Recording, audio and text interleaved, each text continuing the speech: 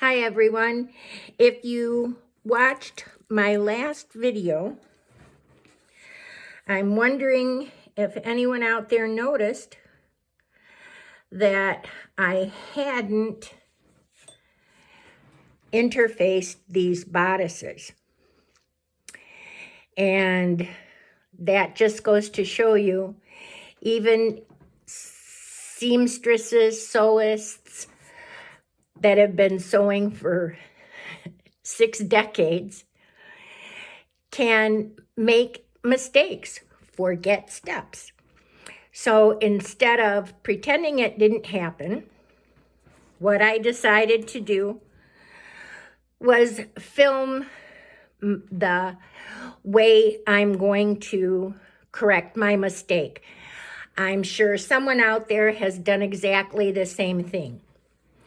So I plan on showing you in real time. I haven't ever had to do this before. So this will be a real-time correction and a first-time correction for me. Now, ordinarily, on back bodices that are cut on the straight of grain, I would only interface this portion of each side of the back bodice, because those are where I'm going to put the buttons on one side and the buttonholes on the other. But because these bodices are cut on the 45-degree angle or on the bias, I want to reinforce the whole bodice so it doesn't shift during construction. So let's get to it and see how well I do.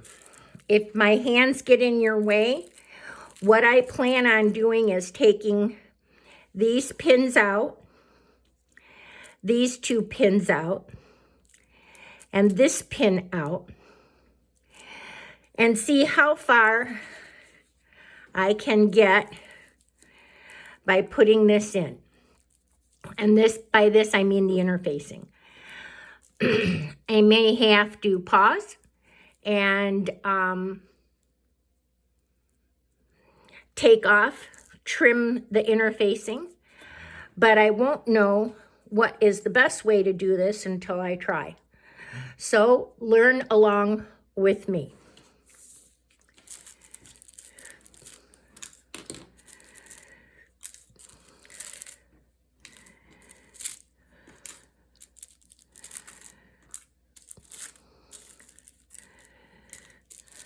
So I can already tell that I'm going to need to trim this up because it won't go in nicely if I don't. So I will move this over here, pin these together a little bit. Not a lot, it's not necessary. And I probably would have been okay if I would have just put in strips and stabilized it. But I wanted to try it this way. And I think I'm going to use my rotary cutter and my ruler. So I'll be right back. Okay, I have my rotary cutter. I have my little 6-inch blade.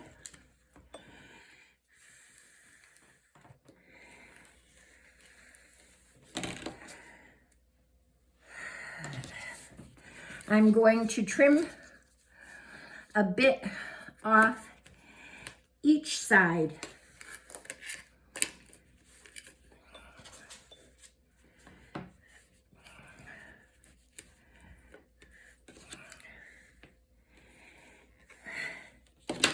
At this point, how much I trim off isn't really as significant as being able to stabilize the bodice.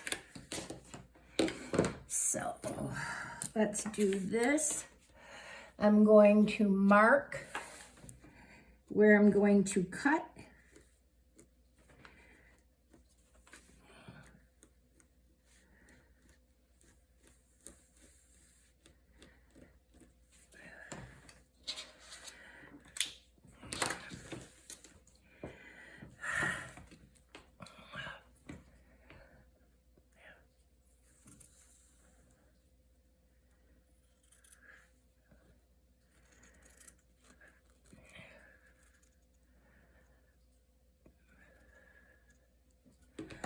All right, so hopefully now it will be a lot easier.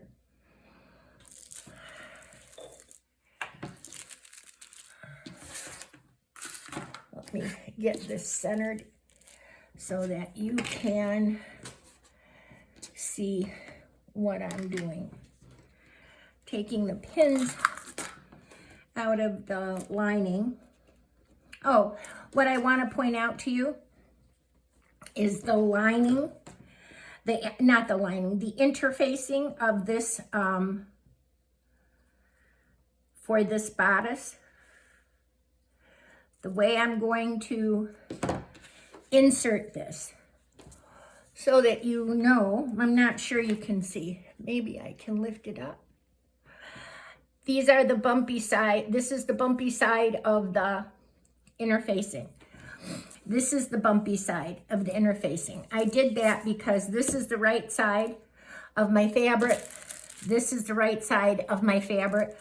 What's sandwiched in between is the wrong side. And I really am going to try hard to get this in here the best way I can. Okay, so even breathing wrong will cause it to.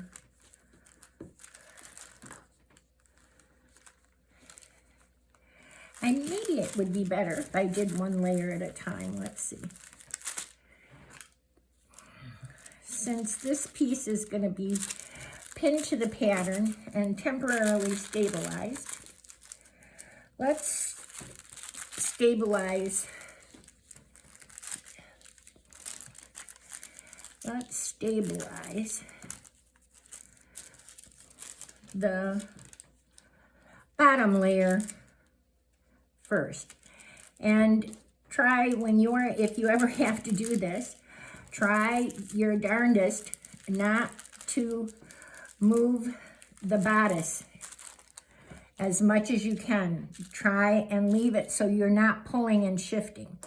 So now we're at the inside of this bodice. This is the wrong side of the fabric. So I will press it, adhere it, and I'll be right back. Okay, I'm back.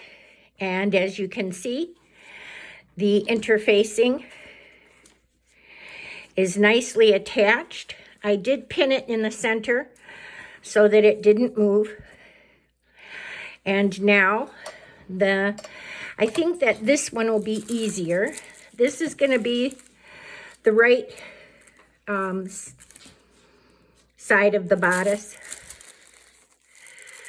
And this is going to be my left back bodice. So I'm going to adhere this one like this. Oh, I'm so sorry you didn't get to see it at all. This is the left back bodice. And this is the wrong side of the fabric.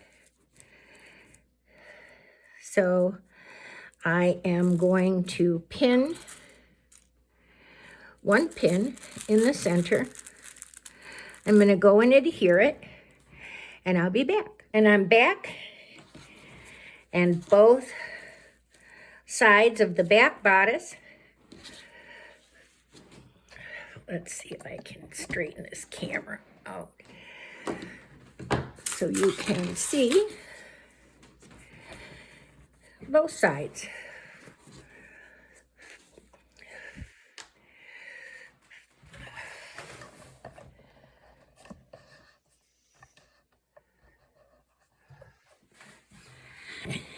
And there we have it.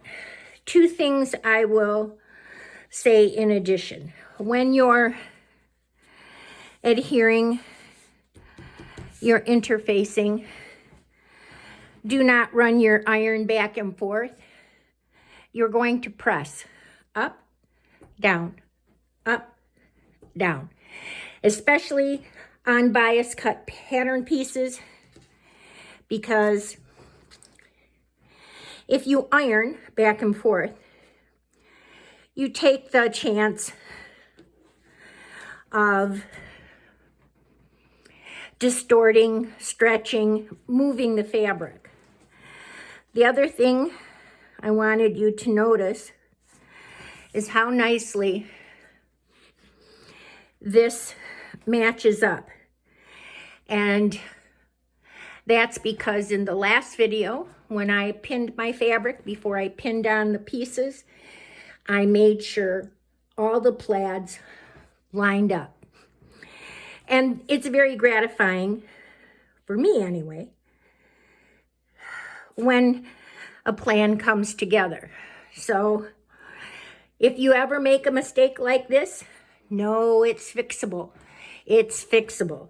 Don't scrap it and waste material or feel like you're the only person in the world that ever made this mistake, because I'm here to tell you, you're not.